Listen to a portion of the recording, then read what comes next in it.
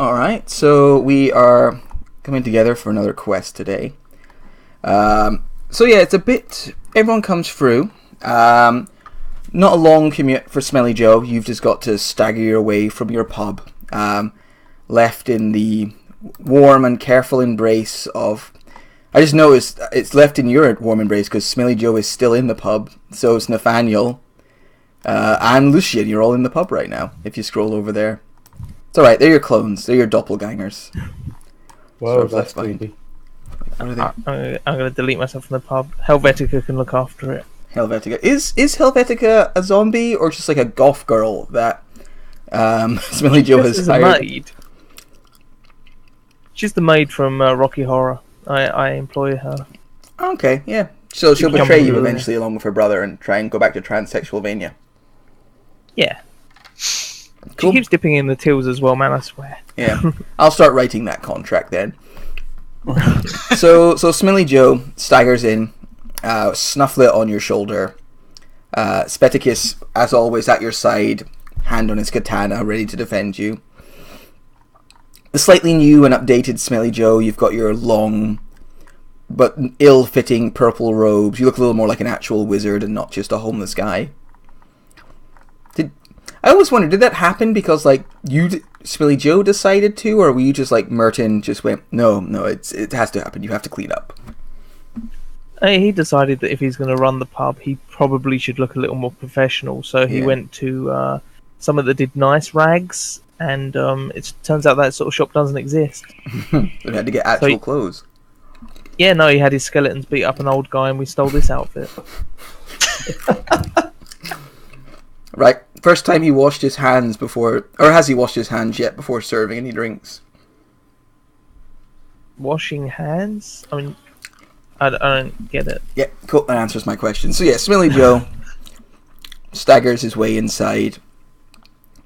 Probably quickly follow... Or who would be the next one to enter after old Smelly Joe and his bodyguard? I'm feeling Nate's still staying at the Take.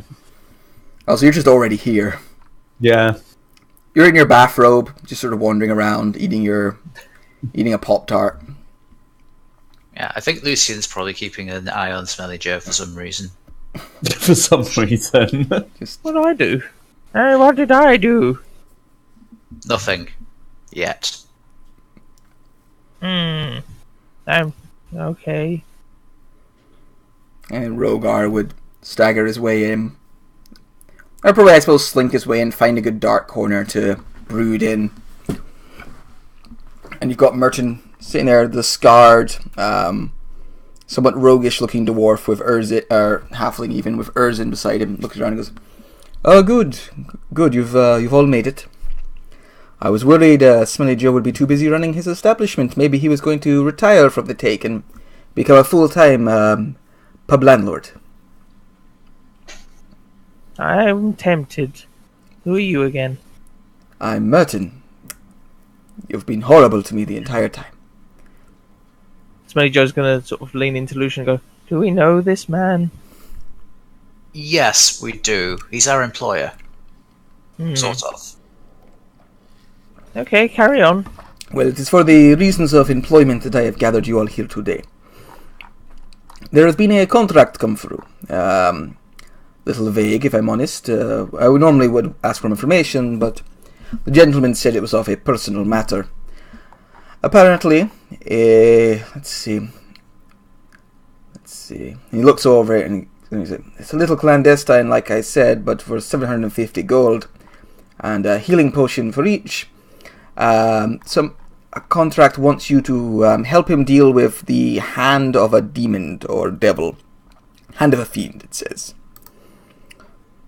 You can gather more information from the man himself. He wants you to meet him at his manor in Vasselheim. It is the yes, apparently quite a well-to-do individual. The manor is the estate, the Raven Estate. Wait, no, this is a place with the Raven Queen. There would already be some religious place like that. That's not a very good name. The Eldridge Estate. Let's go with that. It's in one of the older parts of the city. I say older parts, the entire city is ancient, but old money part of the city. Anyway, he wants you to go there, talk to him, and he will explain the contract to you himself. You are under no obligation to take it until you've heard him out, though. I want to make that clear. The Take doesn't send their initiates off without proper information. Or their members. Any questions from me before you go? Obviously, I do have pies, if that is one of the questions. That might have been a question. Where were you? You were supposed to meet me at the Kobold brothel the other day, and you never showed. Very disappointed. Any better questions? Have you changed your haircut? I can't think of any questions. No. How's Vanessa? Very well, thank you. Busy, as always. We've had a lot of contracts recently and a lot of new members. She's been looking after the money side of things, making sure we all get paid. Mm-hmm. I look after the day-to-day administration and operations. Why do you ask, Lucian? And he gives you a sort of suspicious look. No reason. Of course. Well, off you go then. Pies? Oh, yes, pies. Urzen. Oh, yes, pies, right, yes, of course, Herman. No, I've got some, let's see, well, I don't have any death pies today. I had to use up extra ones for the initiates. But I do have a greater healing pie, a hearty pie, and of course a divine shipment of the righteous butter.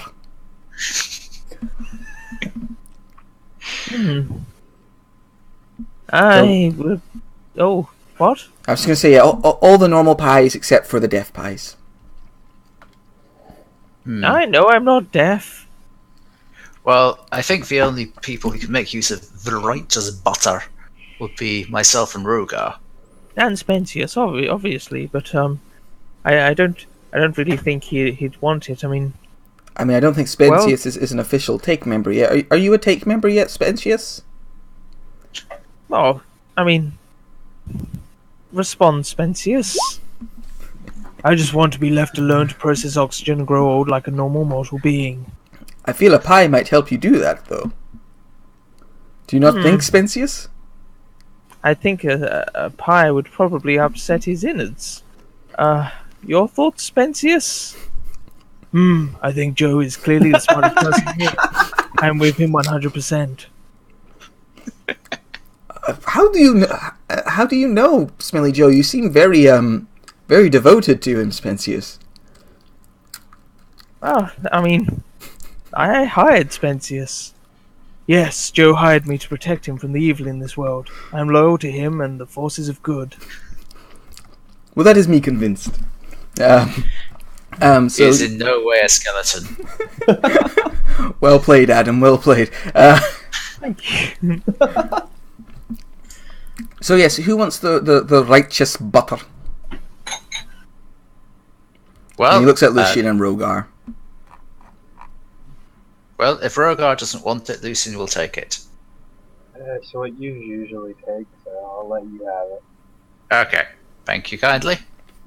So he hands over the divine greaseproof paper. So that leaves a healing pie, a greater healing pie, and a hearty pie. Nathan or Uncle Joe, do you want the hearty pie? After the events of the Knoll engagement, I might try this hearty pie thing. All right, here you go. It's nice. It's got some meat in it, it's kind of like a steak pie, but with magic. There you are. Herman's quite proud of that one. Could I have the weaker of the healing pies? I don't think my old man constitution could take a greater one. Sure thing, Smelly Joe. There you go. He's going to hand it to Spensius and sort of go, you know what to do. Remember the rules. What are the rules, Spensius? Spensius, well, he remembers them, but he can't recount them because I didn't give him that in his vocabulary. But he's very hurt and apologize, Spensius. I'm sorry for any upset or discomfort I have caused you, now or in the past. I've learned from this and grown emotionally. Well said, Spensius. I wasn't offended, but okay. And then I guess the greater hailing pie is going to you, Rogar. Happy days, I might live. We can only Of course hope. Alright, so you all munch down. You all take your pies and head off to the Eldridge estate. It's like I said, it's in kind of the richer part of town. Which is, I'm guessing, a fair walk away from the Slayer's Take. But eventually, once you get there, you do find, you find this very large, stately manor, kind of ancient, like most of the buildings in Vasselheim are, but very ancient. Like it hasn't been rebuilt too many times. It's actually, its foundations have stood possibly since around the time of the first spark or first cataclysm. So very, very strong, sturdy walls, arrow slits in the lower windows instead of like large bay windows, and this big kind of perimeter wall of the estate in general. And I'll take you over to a wee map. Oof. It's like a fortress. Yeah. And yeah, you find the gate is open when you arrive. Though no servants sort of come up to greet you when you first come in. But it doesn't feel like the place is like dead and empty. There are like lights in some of the windows. The gardens look well cared for and looked after. And you can maybe see a little movement in some of the upstairs windows. Oh, actually, before we move on, gentlemen, no, stop moving. I said before we move on, and you moved on. I have some poison. Vials of it actually that I have been saving up, and selling off on occasion. But seeing as this is possibly going to be a tricky, sticky pickle, would you care for a vial of poison each for those that have weapons? That's right, guys. The man who pours your drinks keeps poison on him at all times. I've asked him to poison a few drinks already, so I will gladly take a vial. Cool. So that's one down. I've got plenty more if anybody else wants one. No point for me, but thank you. Lucy will take one and give Joe an odd look.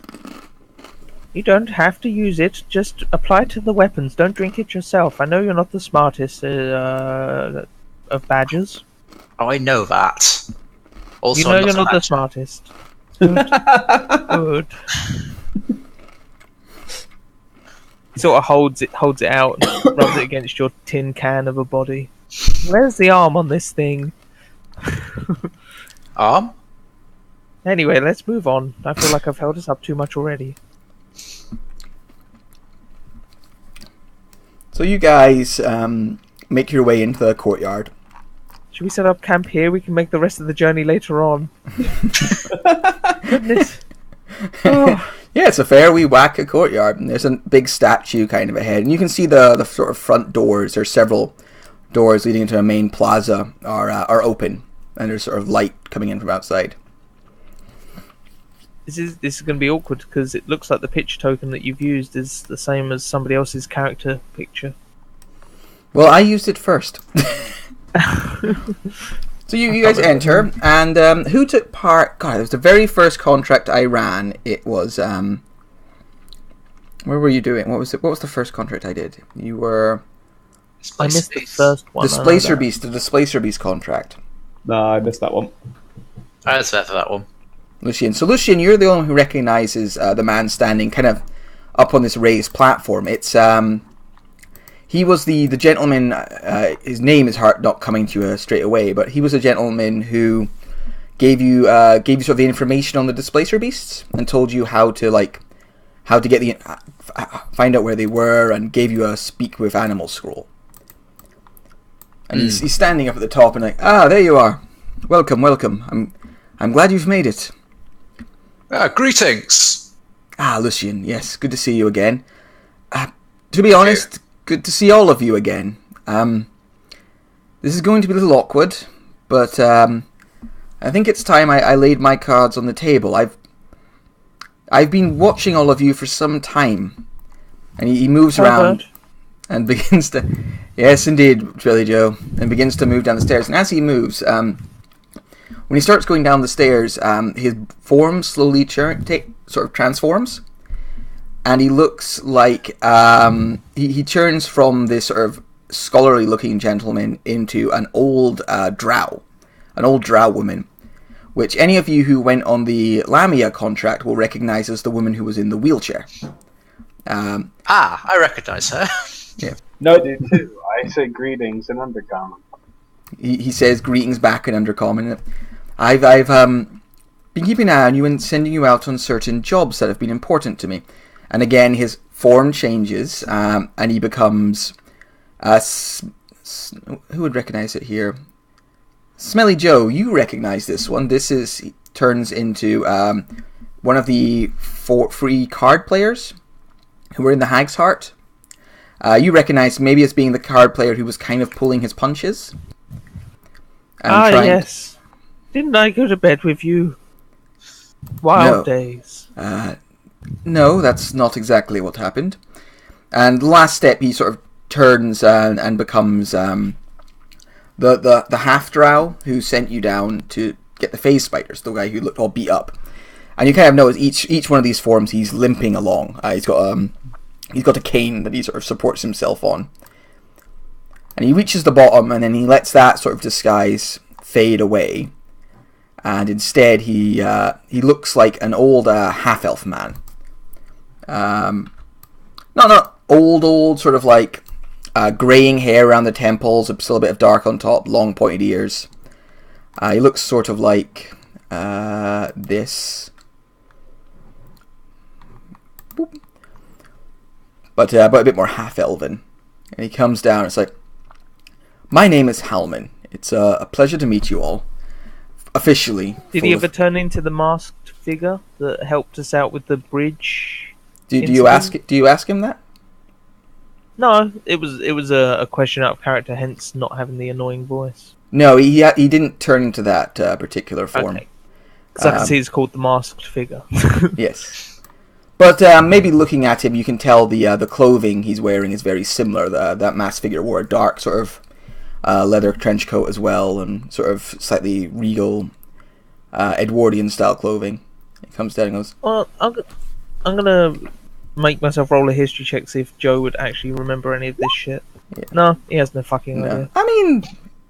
He's old. He's old. Rogar and Lucian, you notice the similarity as well. And I've never seen him before in my life. Unless he's going to turn into a silver dragon. No, Nathaniel, this is all new to you. No, all this stuff is new to you. Of course, you haven't made any of those contracts. But yeah, he comes down and he transforms into this half-elf man. My name is Halman. I have been using the Slayer's Take to counteract an individual I think you've ran into, an individual called the Hand. I've been using your organization, paying to have you try and get the resources he has been trying to gather before he has had a chance to. And you've done quite well. I know a few things have slipped through, but overall I'm pleased with the progress you've done.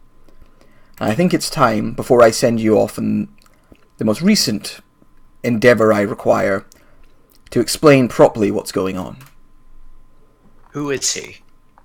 Yes, that'd be a good start. Do you want to get comfy first? Sit in the lounge? I've got drinks if you want some.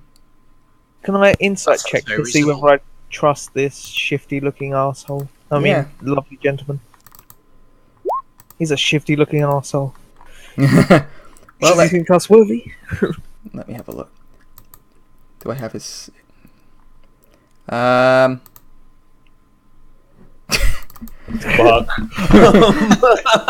He seems like the nicest guy you've ever met. He's super duper legit. Okay, yes, we'll get comfy. Alright, and he leads you through, and you see he's like leaning a bit on his cane as he goes. As he goes, the man that you have been dealing with, the orc, he is... I'm going to adjust this map a little so that all the doors are properly centered, because that's annoying, before I use it for anything else. Oh, jeez. He is a servant of Orcus, the god of undeath. Or the demon prince of undeath, I should say, to give him his proper title. No need for that. Oh, he's moving furniture with his mind. Yes, I'm very powerful. He's a servant of Orcus, the demon prince of undeath. Please get comfy, take a seat. And Spencer, stand in the corner. Be quiet. yes, get your skeleton over there.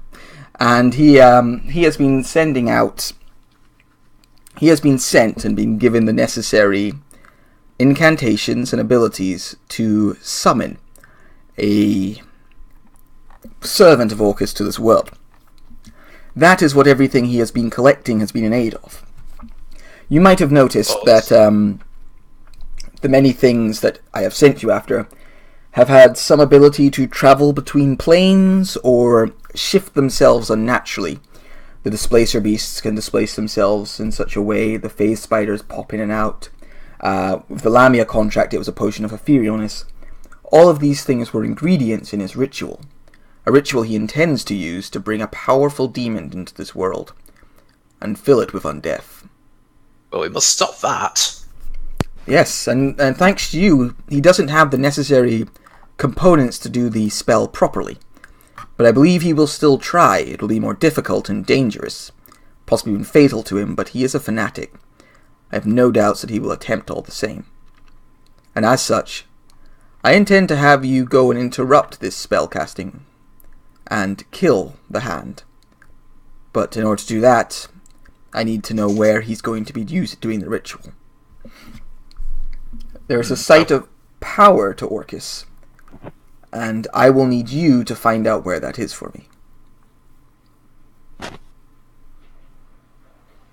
Do you have any leads? Yes, that is a thing. There is a book I know definitely contains the location of the ritual site, possibly the only thing I've been able to come up with. Unfortunately, the book is not here, not in Vasselheim. It's in Gehenna. Where's Gehenna? It's a hell. Not the Abyss or the Nine Hells. It's a different one. But it's there, in the possession of a very powerful Arcanoloth, a creature you must not face. I stress that now. But one that we need to rob. We need to take this book from it. Once you've got it, I can recall you all here. Once one of you has it in your possession. I have the power to send you there, but unfortunately I cannot come with you. It is something of a difficult ritual. Can I ask, just double check you understand that you have the power to bring us back? Yes. Only my will be holding you in place there, so once you have the book, I will sense it and be able to begin recalling all of you. It should only take a few seconds once you have the book to recall you. But I won't know to recall you until you have the book. So, if we just run in, grab the book, you can then just zip us out lickity's splits, then not a problem. Yes, I mean, it will take a few seconds, and it will be one at a time.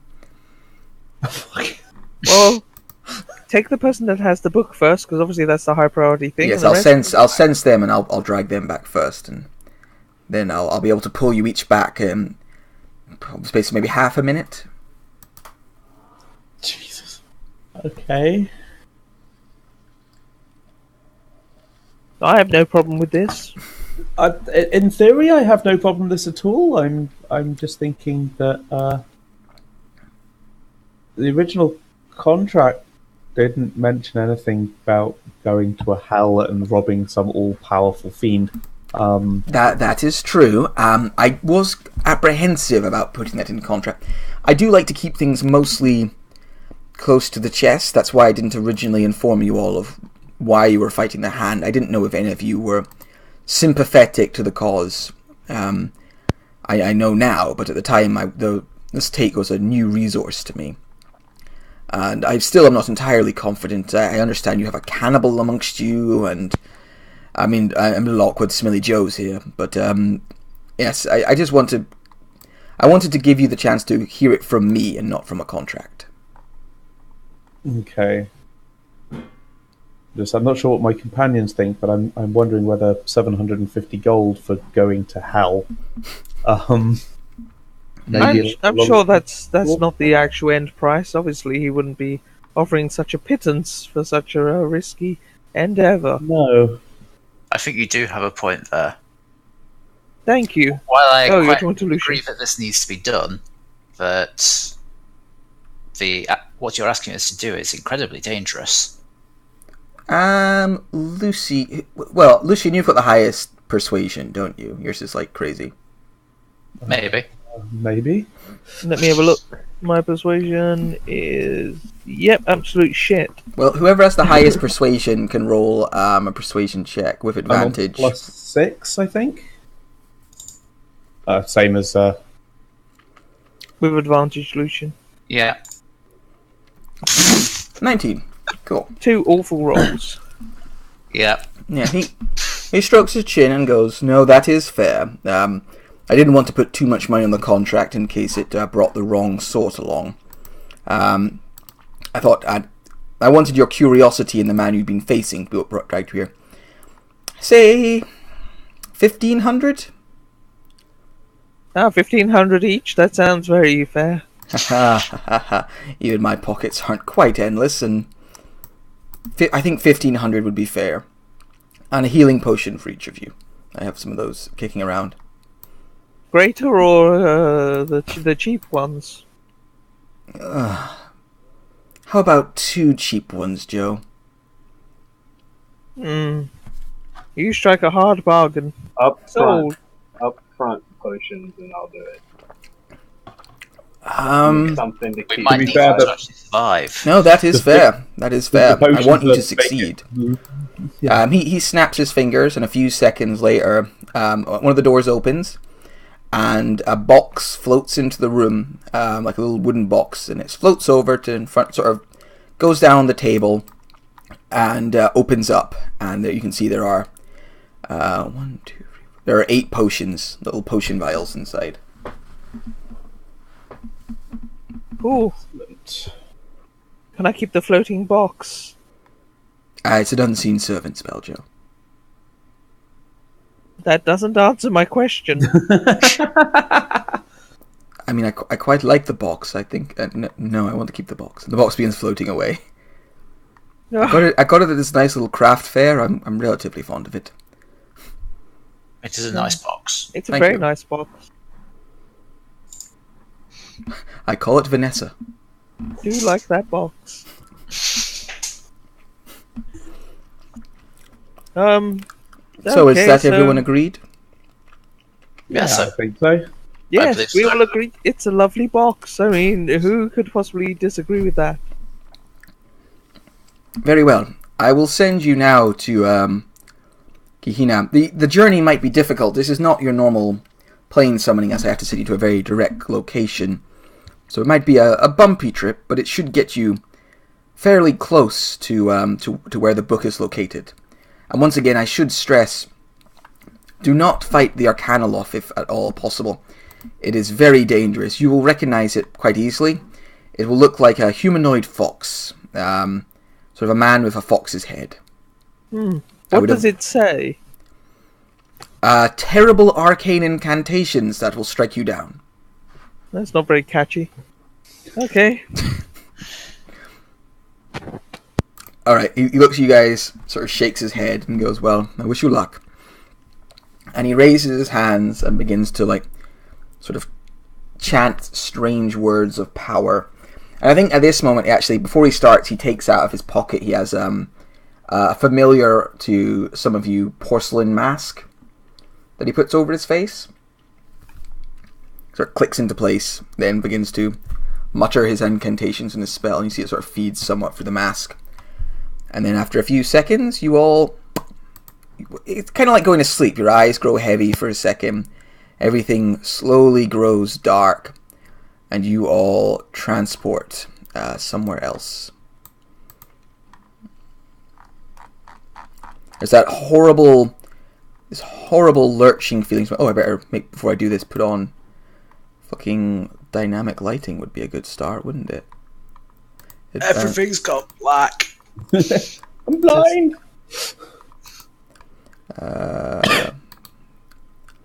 Restrict movement. Boop. All right. Oh, I've doubled you up. Yeah, you fuck off, Rogar. Okay, can everyone see? Yes, blackness. Blackness and a grid. Yep. I think for some of you it should be black. Yep, it's just blackness.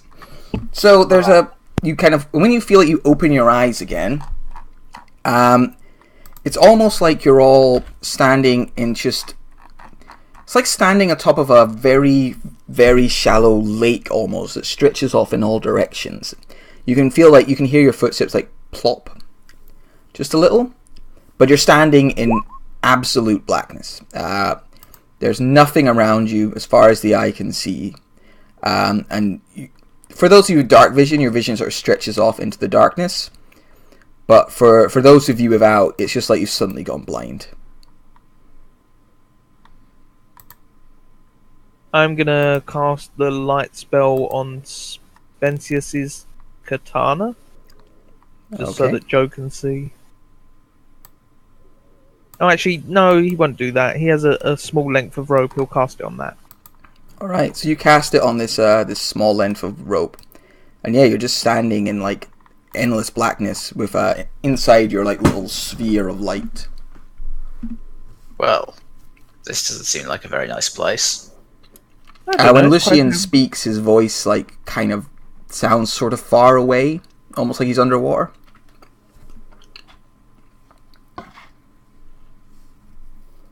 No, Jesus Christ. A giant snake appears out of nowhere. It's huge. But yeah, you're just standing on this huge pool, this endless lake of dark water. We don't even know where we are, and you're summoning a snake. That's risky business. I'm going to cast Mage Armor on myself. Alright. So, the lake we're standing on, is it kind of frozen over, or is it actually just liquid? Or is it just really shallow? Kind of nebulously so. Like, it's almost like standing on a reflecting pond. Like, it feels just very, very shallow, but like, it's not moving or rippling in any way. So it's almost like standing atop a mirror of liquid. Like a liquid mirror. Can I bend down and touch it? Sure, you bend down and touch it. It seems to like ripple very slightly, but your fingers don't like press in, and when you bring them away, they don't feel wet. I think there's a possibility that I don't know where we are. Could we be inside a creature? Is this one of the hells? It seems more like the one in between. What's it called? Lab? No. Limbo? No, I'm fine, thank you. I think it's Labyrinth. The middle hell between the others. Definitely something that begins with an L.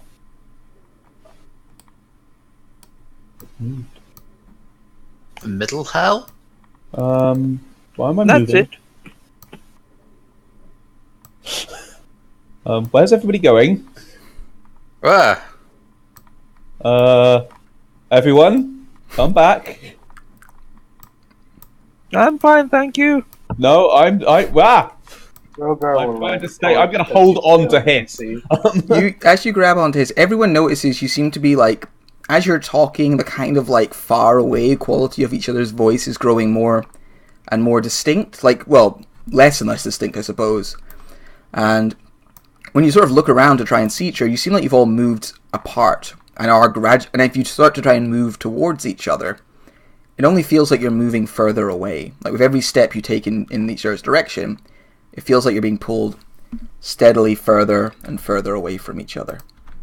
In which case, I will try to walk away from Nathaniel.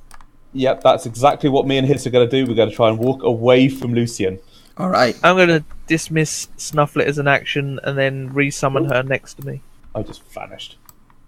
Yeah, and slowly, each of you ends up... Even as you try and walk away, you successfully walk away, and you are each slowly dragged away from each other. Until Oh dear. you are alone in complete blackness. Wow. Now I know how my sister feels. Just remember, this is blind sight. Hello? Hello. Is anyone there? None of you can hear each other or hear anything. I can't hear you or hear anything. Well, this is working well so far. Come on, Hiss. You can guide me. You can be my seeing eye snake. Can I cast Thaumaturgy to make the ground rumble? Alright, you cast Thaumaturgy to make the ground rumble. And suddenly, Smelly Joe, you are no longer surrounded by darkness. You are surrounded by bones. Bleached white bones all around you. Pressing on you. They're above you, they're below you. They're in at your sides. Feels like you've been buried alive under skeletons. I am so aroused right now. Res them all. Rogar, as you light a torch, you spark up the torch. It comes on, and you're no longer standing in inky blackness. You're standing surrounded by snow up in the mountains. And all around you, the wind is sort of blasting in at you, and it's cold and unpleasantly familiar.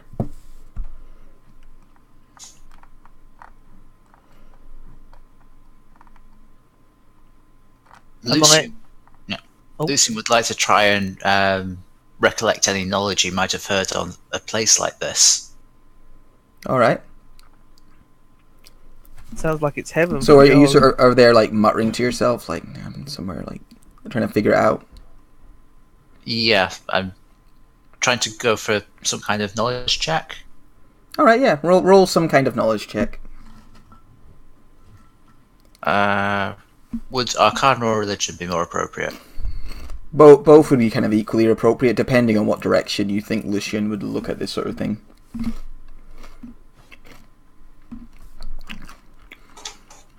No, you're there like sort of thinking and talking to yourself. It's like, no, it's not that. It's not this. And actually, it's like candy, yeah. A voice behind you says, "No, it's definitely not that, brother." And as Squire Hiss and Nathaniel are pulling their way along through the darkness, Nathaniel, you lose grip of Squire Hiss all of a sudden. Nope. Yeah, no, he just seems to slip out of your hand. And do you sort of feel around from in the darkness? Yes, I'll use prestidigitation to make a quick shower of sparks, see if I can see anything. Yeah. I think Hiss is a female as well, by the way, Matt. But his changes rapidly. He's a snake, it's difficult to tell. You make a shower of sparks, and in the sparky light you see around you, you're in a familiar room on a dais, and you're surrounded by dozens of dead bodies. People that they've just been recently cut down and killed. Biscuits. I don't happen to recognise them, do I? Oh yeah. Oh, I know where I am. Dragging you all back in. Oh, this is odd. Let's see. Luxana? Yeah. So each of you, Smelly Joe, you're buried under bones. Do you attempt to do anything, or is this you just lay here happily? I probably would have a hunt around for some decent skeletons and chuck them in my bag of holding. Yeah, you start grabbing grabbing skeletons, pushing them into your bag of holding. Like, poor quality. No, this one's rubbish. This one's a good one. you find it good. This was like a half-orc one. It's got like good, strong femur. Smaller skeletons. Voice in my head. Yeah, and you're looking for smaller ones. Yeah, there's a few smaller ones. Yeah. There's just tons of them. That way I can make it so that I have a larger quantity in my bag of holding. Because, weight limitations, etc., etc. Yeah, you're pulling them in, and as you're doing so, you feel like the skeletons above you like just being pulled away until like the like a rib cage gets pulled out of the way, and you look up and you see I had dibs on that one. And you look up and there a familiar-looking middle-aged to older woman is sort of looking down at you and goes, "I thought we didn't call dibs. Now what are you doing down there, Uncle?" I'm collecting. I don't remember. I think I fell asleep here. Oh. Who are you? You don't recognize your wife? You look younger than I remember you being. This is weird. Alright, well if you're going to say that, you're not going to get anything for a while. You were much more romantic when we first met. Time changes everything. Yes. Is it really you?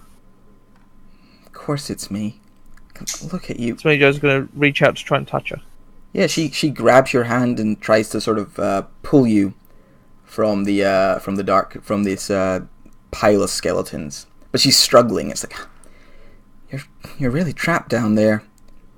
You've completely surrounded yourself by the dead.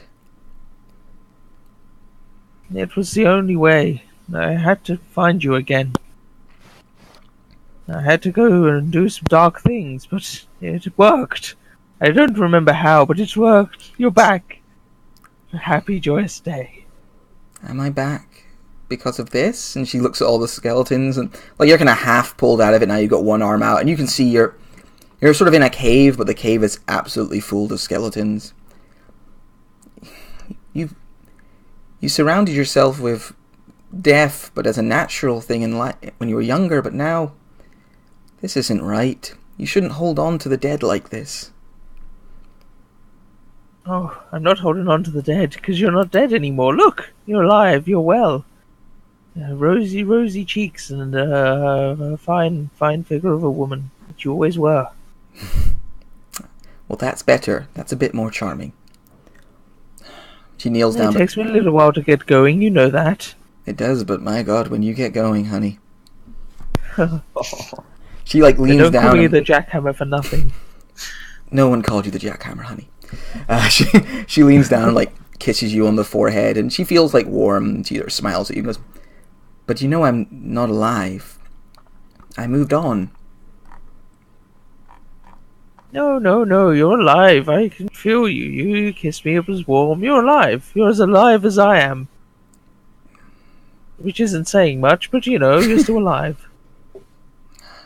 My dear sweet husband, you need to move on.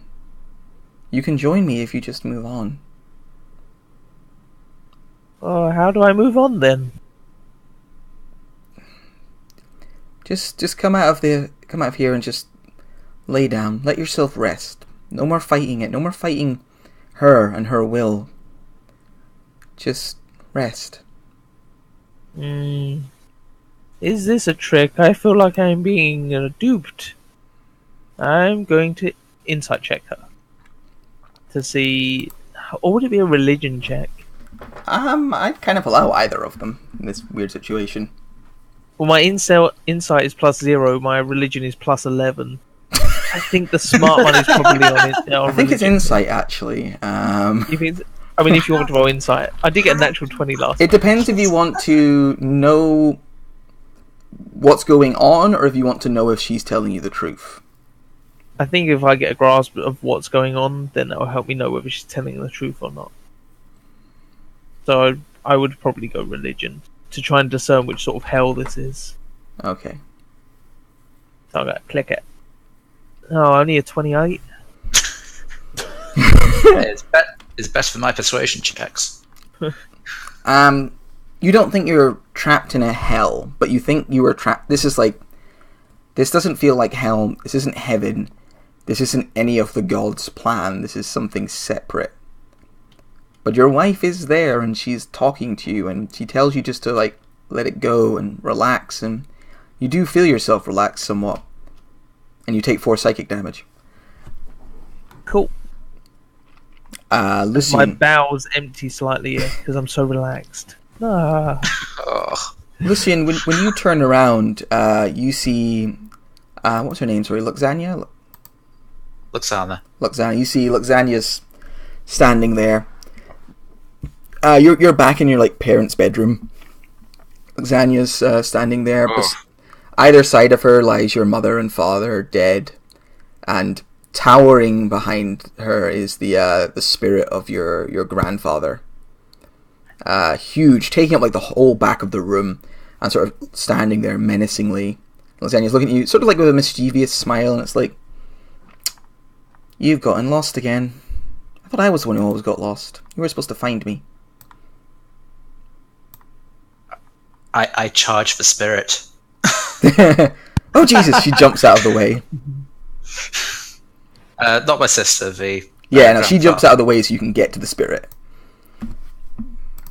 And I try to hit it.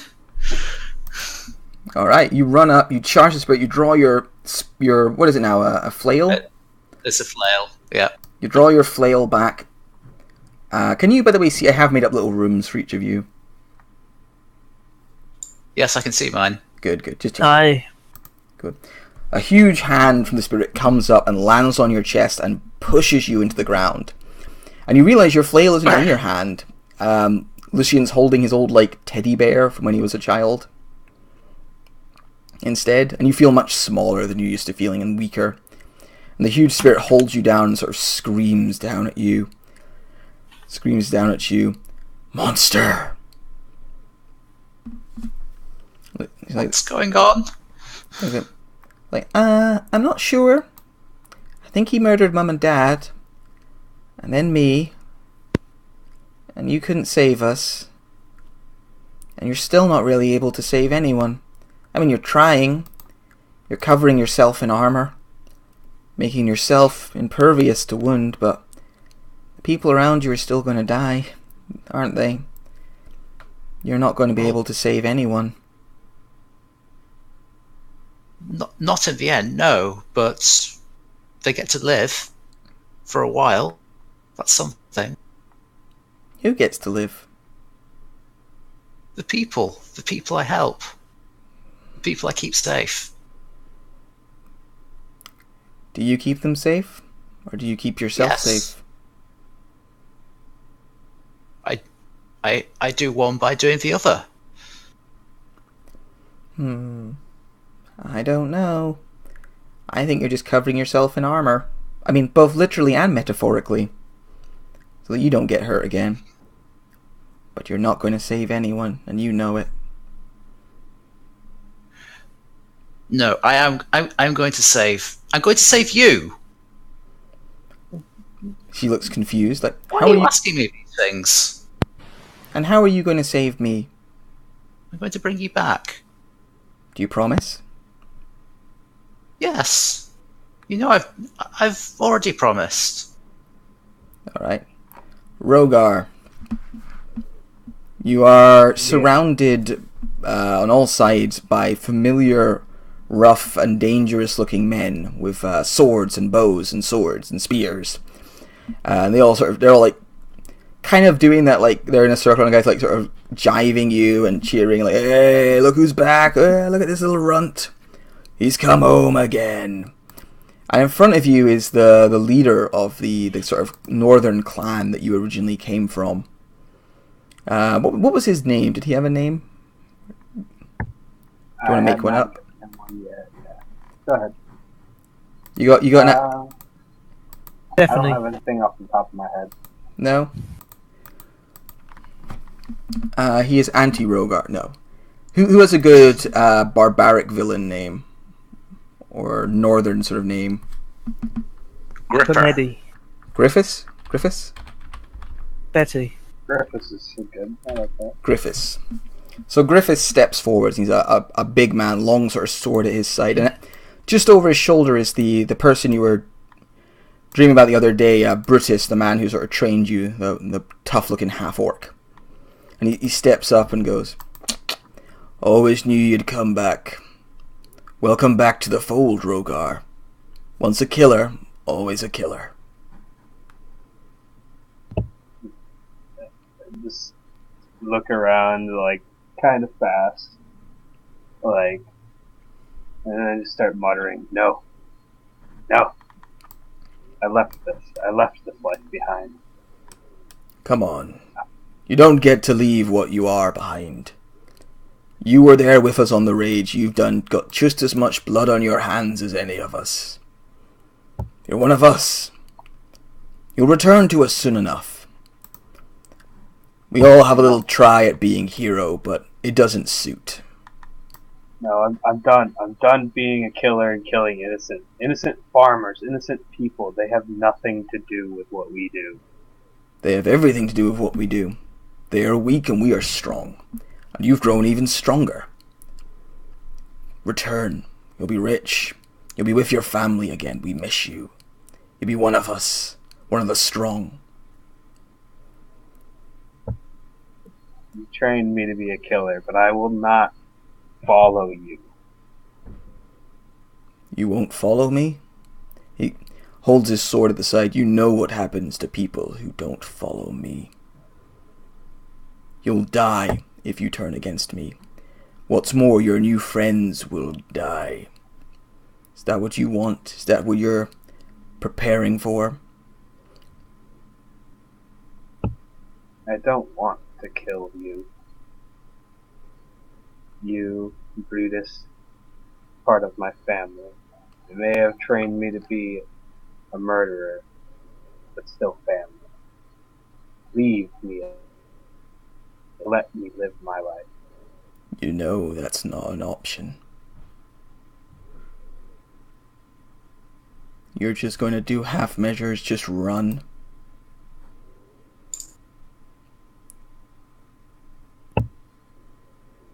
The North does not need me. You have enough killers in your party. He kind of looks at you, sort of stares you down like a long, sort of slow stare. You take 4 psychic damage. Nathaniel. Yes. You are surrounded by bodies, and you begin to hear like voices talking. Did you have an idea of what the adventurers who killed your cult looked like, or am I allowed to just ad-lib? No. Well, no, you can ad-lib what they look like. Nate knows, but I never decided. So Nate knows, but like you haven't made everything. All right. No, it's just a random adventuring group. Yeah. So I just pitched them as being like the most generic adventuring group imaginable. They so are there's wonderfully generic. I love them. There's a paladin in full plate mail, just busy pushing a sword through the back of someone's head. They're Vox Machina. There's a there's 3 half elves. There's an elf, 2 half elves. No. 2 gnomes. He pushes his sword through the back of a guy. A spellcaster sort of is in the middle of a conversation with an elf with a bow, while a dwarf continues pulling coins off people. The spellcaster looks around. He's very brightly dressed and sort of flamboyant, like long blonde hair, talking to this very very pretty elven woman. He's like, I mean, they didn't really put up much of a fight, did they? I expected they'd summon some sort of water elemental at least. I mean, God, we're not going to gain any experience from doing this. I really wanted to improve my skills. I'm so close. And the elf's like, at least you got to be... I mean, yeah, this was kind of easy. I put a lot of things into just damaging one target as hard as I can. Multiple targets was kind of boring. It's like... None of them even really had enough armor to make my archery training worthwhile. Oh, it's you fucking idiots. The dwarf kind of looks around and goes, "Aye, and they've not got any good loot on them either. No magical items at all. Just some random gold." It's because they were innocent, you Burke. They don't seem to have noticed you quite yet, and then the wizard, the paladin straightens up and goes, "We did a righteous quest for Lathander. He will be proud of my actions here today. I will bring it back to my wife." And everyone goes, yeah, that's nice. Also looking around and goes, "Wait a minute. One of the children is still alive," and they kind of move over. And goes, "Lathander looks poorly upon the murdering of innocent children." And they go, How does he feel about the murdering of innocent people, dipshit? They still seem somewhat oblivious to what you're saying. Still going to abuse them. And it was like, oh god, yeah, this again. Why don't you go into the other room for a little bit? He goes, "Yeah, that probably makes sense." Stay. He's just like, I think he should stay. he just wanders off. Come back!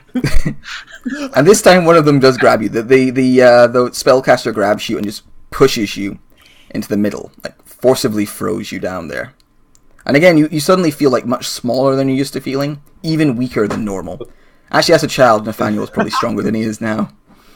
Probably, yeah. This is probably what made him weak. Right. This has already happened. This has already happened, has ago. Yes. We went through this. You killed a bunch of innocent people because you were duped into it by some shitbag, and then you beat me half to death. It kind of sucked the first time round. Rather it didn't happen the second time round, so try cast Shocking Hand on the dwarf. Alright, no magic comes to your defense damn as you do it. And the dwarf sort of looks over at the elf woman and goes, "Innocent people.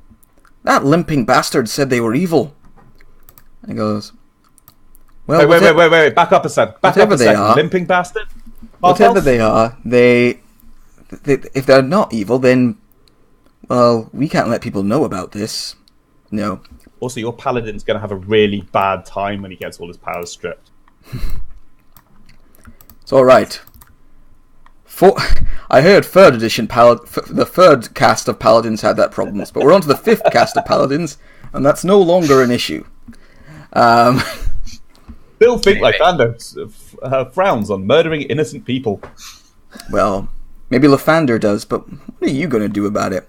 Even if you survive today, you're never going to find us. You're just going to end up bumming around. No. One day you'll come into the wrong place. I'll find you, and I'll find the person who hired you, and then I'm going to tear his fucking soul out. The dwarf grabs you, and he's very strong like dwarves are, and begins squeezing your neck. And you remember, this is right before they started beating you down. Yeah, this is gonna fucking suck. Yeah. And he goes, try and kick him in the nads. Yeah, he just bounces off his impressive codpiece, and he's like, "Do you swear that, boy? Do you swear you're going to find us? Kill us? Yeah. Make us pay?" No, never said I was gonna kill you. You're just a fucking patsy. I need to find you to find him. And you swear that? What, that I'll find him? I have sworn that so many times. Well, good luck. They all start laying into you. Ow.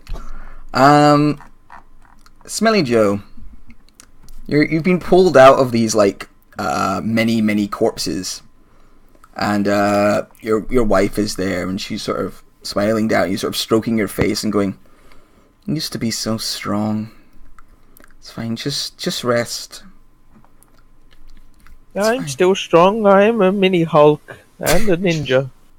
I remember your mini Hulk very well, but it's time just to let it go. It happened, but it's done. You don't have to keep fighting. You don't have to keep raising your little monsters. She was right can't to stop until you're back. She already told you that can't happen. It's her domain. It can happen. I'm sure of it. I'm so close. I can restore life. She looks sort of sadly down at you. It's like, You can't. It's not right here. You were once a warrior of the Raven Queen. You can't expect people. You can't do this. You know that. You made an oath. You swore to make sure people passed naturally, to protect the boundaries between life and death. Yes, but it meant nothing to her. I gave my life. So many years in service. I fought her wars. I killed her enemies. And when I needed her most, when I needed you and our unborn child most, she turned her back on us. And she let you die. She took you from me. But I will get you back. I would do anything. I would sell my very soul to the devil. Have you breathe the gods' air again? Well, you're not the gods' air. You know what I mean. Stop trying to confuse me. Sorry. You really swear that? You swear you'll do anything? Yes, I've been trying for years. So close. I swear. As I always did. I will hold you again. We shall both breathe and be alive. Process oxygen, like mortal beings. That's very sweet, Uncle. Rogar, yeah, Griffiths is standing in front of you. We are coming for you, boy. You either come back to us, or you know what has to happen. We'll burn everything down around you. We'll kill your new friends, your new family. You'll all die. Is that what you want? It's easier. Just come home. I've turned Scottish all of a sudden.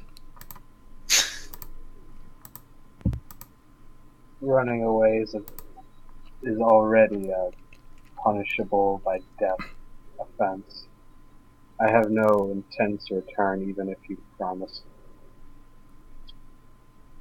You know you were always my favourite. One of my best, and you've grown stronger. The rules say you can't leave, but the main rule is the strong get to do whatever the fuck they want. And you're strong now, Rogar. Come back. You'd have a place with us. At my side. If I'm so strong, then my choice is to stay away. Now leave me be. You won't return then? I'd like to draw some swords if he doesn't step back. Yeah, you draw your swords, but they kind of feel heavy in your hands. You're surrounded by these fellas. You won't return then? Never. You'll fight us. All of us. Till death. You swear it?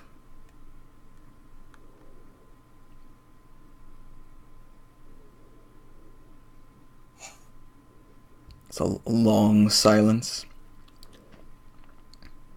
I will fight you to the death.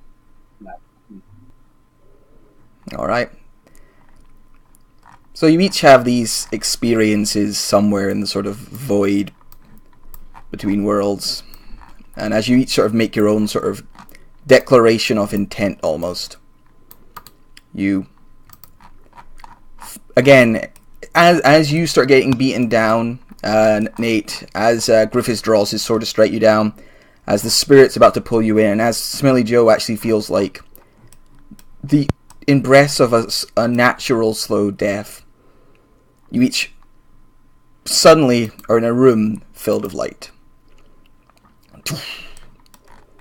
And you find yourselves in a tall, like a 60-foot tall room. Squire Hiss is there too, if you want to pop him in. And so any other sort of little companion you should have had would have popped out into existence too. And you each find yourself in this long corridor, long room. There's kind of a heat and a thickness to the air. Like everything's kind of, there's an oppressive feeling just to the air around you. Tall, dark columns are on either side of you. A big well of, or I suppose it's just water feature. A big fountain of water sits in the middle. A huge statue with spiked, clawed hands is stands at the far end. But most noticeably when you first come in, a very large, I I don't want to say man, a very large figure sits at the far end of the room. His wings on his back, a great axe sort of hanging lazy at his side, green skin and horns. And he looks up from what you can only assume is a human heart that he's munching on right now, like nom, nom, nom, nom, and looks up at you as you kind of just pop into existence, and like frowns, like a little bit confused. Goes, so I have a feeling you're not supposed to be here. I have a feeling you have a multi-attack with claw or great axe and you're able to teleport. There's a lot of information on that sheet you just shared, Matt. I thought that might just be the picture. Good to know for futures when I use these. And don't look at all of his abilities, that would be shitty and metagamey. I have already closed it. Although I do man. know that he can teleport and he has multi-attack and claw. Yeah, he looks at you. Yes. Have you seen a man, a skeleton dressed in with a mask and some robes wandering around? Spectius pokes you in the shoulder. Ah, never mind, I found him. Yep. Definitely not supposed to be here. And I'm sorry, sir. Is this your establishment? belongs to my boss. Who's your boss? Him, Mr. Fox. Oh. This is his. Does anyone remember what the creature's called? We could pretend to be working for him. I can't lie, because I'm not very good at it. I'm just good at coming up with them. Somebody else lie for me. I should really can't make a lie. high charisma character one day. Yes, that would suit me down to the fucking ground, but I never think about it. Use telepathy to ask Joe what the demon's name was. I honestly... He can't told remember. you it was an Arcolith, but he didn't say a name of the demon. Oh, okay. In that case, just say, yes, we're working for the Arcolith. He sent us here. That's how we got here, etc., etc. Blah, blah, blah. Yeah, we were, yeah, just sort of passing through. We were sent to test out the chambers. No. We don't have any mortals here that aren't in chains. And you are not in chains. And you certainly wouldn't be using that teleporter if you were a mortal. Nope. Oh, I got a we had to feeling test them. you're here to cause trouble. I never cause trouble anywhere I go. That would just be foolish, especially with the boss around. Roll a deception check.